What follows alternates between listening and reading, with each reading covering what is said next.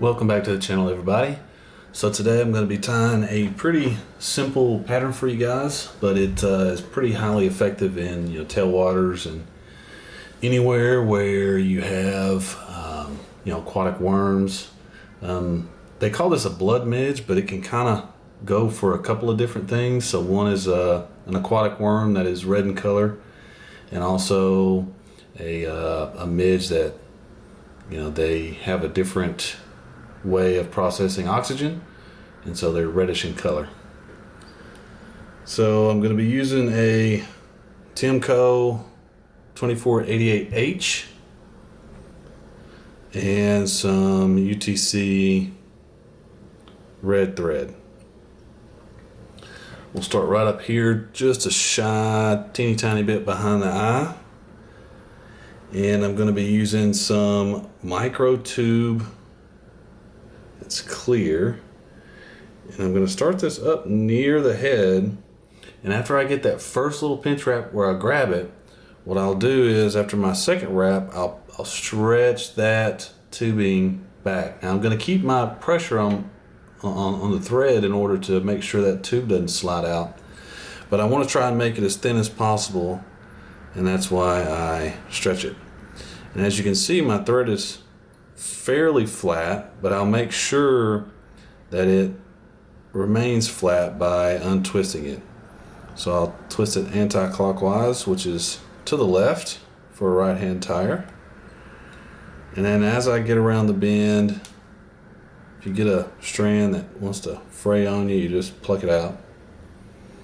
As I get down around the bend, I'll go ahead and start my way back up, ensuring that that thread is nice and flat. I want to make sure to cover up any of that tube that wants to show through. And then from there, I'll go ahead and make touching wraps with my tubing. First one to jump up onto that thread. Then I want to make touching wraps all the way up. Try not to overlap or leave any gaps.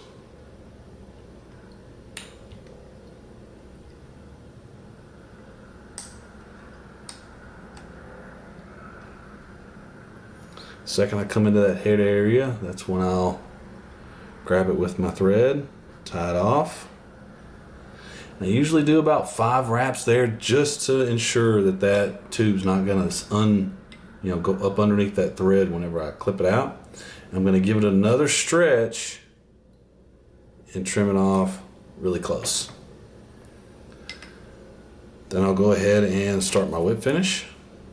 And for this, I'll actually spin my thread back up just a little bit, so leaving it flat.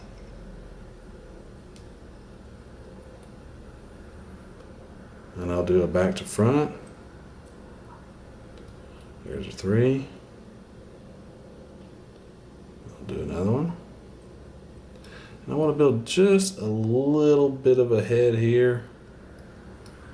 So I'm doing those 3 turn whip finishes just to ensure my size, the size of my head isn't going to be too crazy.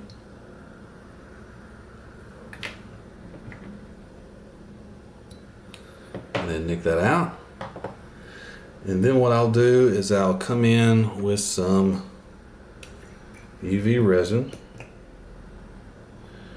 Alright, now I'm going to show you guys a little trick, or at least let you know about a little trick, which I'm going to do off camera because it is what it is, because I found it this way. So this UV resin has a temperature to it. So if you ever pull out your UV resin and it looks like this, that's okay. Your stuff isn't ruined. What you can do is take it over to your microwave, take the top off because it's got a piece of metal in it. Then what you do is you put it in the microwave for 5 seconds, let it warm up, put your top back on, give it a shake, take your top back off, and look to see if all those crystallizations are gone.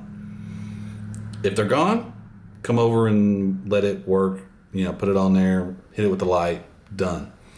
But if it's not there, take the lid back off, pop it back in the microwave for 5 seconds, and repeat that 5-second process until all those crystals are gone. and you're good to go again. So it's all about temperature with this stuff. So I'll be right back.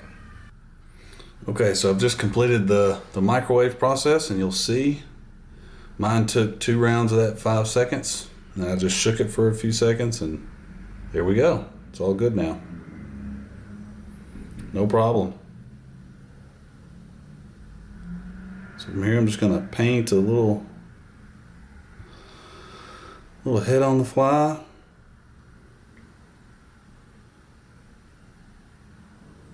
That looks good to go. I'll find my light. Give that thing a torch.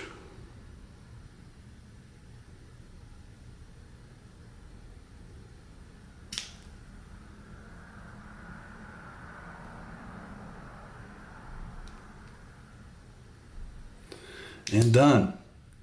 So there's you guys a little tip, and I use Bone Dry, so this is, you know, a pretty popular product. Give that a go if you open up your bottle and you see that, you know, all those crystals and whatnot. It's not busted. It's still good to go. Just do the microwave trick and you'll be set. Twist some up. Let me know what you do. Let me know how you do. You guys have a good day.